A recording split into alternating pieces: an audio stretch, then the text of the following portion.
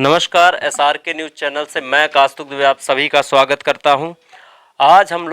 आज हमारे साथ उपस्थित हैं सिरमौर विधानसभा क्षेत्र के सपा प्रत्याशी लक्ष्मण तिवारी जी। सर, सबसे पहले आपका हमारे चैनल में बहुत बहुत स्वागत है। आपको बहुत बधाई आपके चैनल के लिए। दिनों दिन आपका चैनल उत्तरोत्तर वृद्धि की ओर जाए, ऐसी मेरी शुभकामना। बहुत बहुत धन्यवाद सर। आला कमांड ने एक बड़ी जिम्मेदारी दी है आपको, सपा के प्रत्याशी के रूप में आपको सिरमौर में उतारा है। कितनी बड़ी चुनौती देख रहे हैं आप सिरमौर विधानसभा में? कोई चुनौती नहीं है। जब आदमी कर्म करता है तो चुनौती की तरफ नहीं जाता। हम 30 वर्षों के पुराने राजनीति से जुड़े हुए लोग हैं। वर्तमान की राजनीति चंद दिनों के उन तमाम भ्रष्टाचारियों के भेंट चढ़ती चली जा रही है, या तो अर्थवाद में, या तो सामंतवाद में, या राजा रजवाड़े के बाद में, या अब चूँकि आप भी जानते हैं, जनता भी जानती है कि राजा नहीं, अब जिसका चुनाव होने जा रहा है इसका राजा मतपत्र से पैदा होता है, जनता के दिए हुए मतों से पैदा होता है। इसलिए राजा रानी का कोई सवाल नहीं है। कुछ ऐसे लोग जो कहीं न कहीं से नंबर 2 के पैसे को ले आकर और यहाँ पर खुला खेल खेल रहे हैं, चाहे वो कोई मूर्ति खेल रहा है, कोई शराब का खेल खेलेगा, कोई पैसे बांटने का खेल खेलेगा। मैं इससे कहीं भयभीत नहीं हूँ, क्योंकि अभी लोकतंत्र जिंदा है। और मैं मानता हूँ कि जो निःशुल्क वोटें जो बचेंगी वो लक्ष्मण तिवारी की है, और जो शुल्क में वोट देंगे, जो मतदान नहीं करेंगे बल्कि पैसे का दान करेंगे और कलंकित करेंगे अपने काया को, उनका कोई भी वोट ले तो उसमें दर्जनों लोग हैं, वो बांटेंगे। जिस तरह कोई डकैती करता है और जो चोरी करता है वो फिर ले जाके खेत में दूर बांटता है, हिस्सा बांट करता है, वो हिस्सा बांट करेंगे।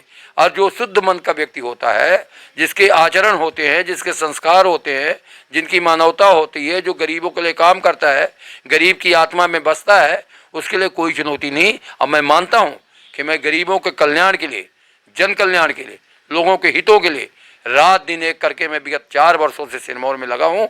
इसलिए मेरे मुकाबले में ये कोई है ही नहीं।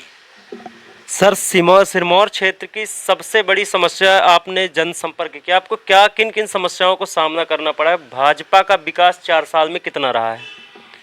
जिस दल का आप नाम लेना चाहते हैं, मैं इनका तो नाम ही नहीं लेना चाहता। पहली बात, भारतीय जनता पार्टी इस देश को जैसे दीमक लग जाता है इस तरह से खा रही है। चाहे उसमें किसान हो, चाहे अनुसूचित जाति जनजाति हो, चाहे पिछड़े तबके का आदमी हो, कोई भी आदमी के लिए सुखमय जीवन के लिए काम नहीं किया। जीएसटी के रूप में, कोरोना के रूप में, कर के रूप में। अब तो गाँव के किसान परेशान हैं पशुओं से। एरा प्रथा के नाम पर पूरा ये जिला हमारा बर्बाद हो गया, खेती बर्बाद हो गई, किसान चौपट हो गया, मझोला किसान परेशान है, गांव का गरीब परेशान है, कहीं कहीं तो बंदर के ख्वाब से लोग परेशान हैं। न कोई सब्जी उगा सकता, न भागी उगा सकता, न कोई खेती कर सकता। कहीं कहीं नील गाय सुअर से परेशान है, वो खोद के ले जाती है, आलू तक भी खोद ले जाती, प्याज खोद ले जाती हैं। कहीं कहीं बंदर ऐसे हैं जो अंदर घुस के तोड़ फोड़ करके खपड़ा वाला मकान जो गरीबों का है वो चौपट हो जाता है हर साल। तो इस समय भारतीय जनता पार्टी तो नकारा साबित हो गई, किसी तरह का काम आ ही नहीं रही।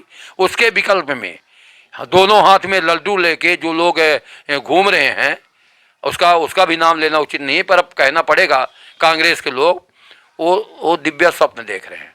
और मेरा ये मानना है कि मध्य प्रदेश की सरकार की चाबी अखिलेश यादव के पास होगी।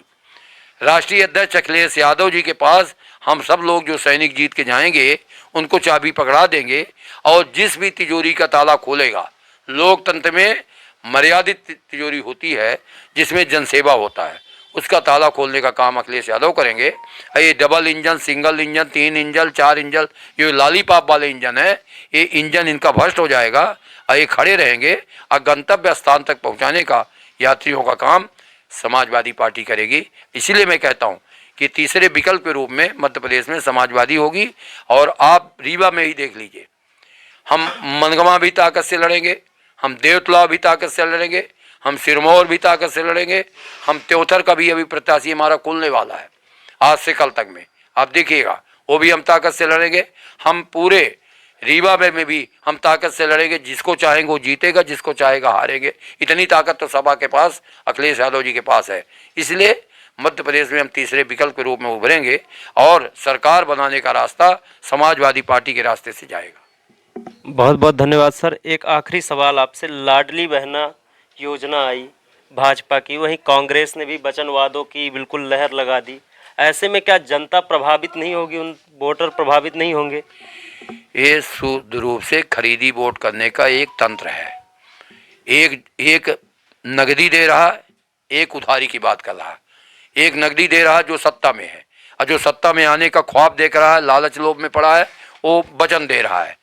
ये वचन तो जैसे शादी में पंडित कन्या को बैठाकर दोनों पक्ष से वचन करवाते हैं, कन्या पक्ष भी वचन करती है और लड़का पक्ष भी वचन करता है। ये दोनों, कन्या और लड़का दोनों पक्ष का काम कर रहे हैं, पर पंडित का काम, जो ईमानदारी से वचन कराने का काम करेगा, वो सपा का नेता करेगा।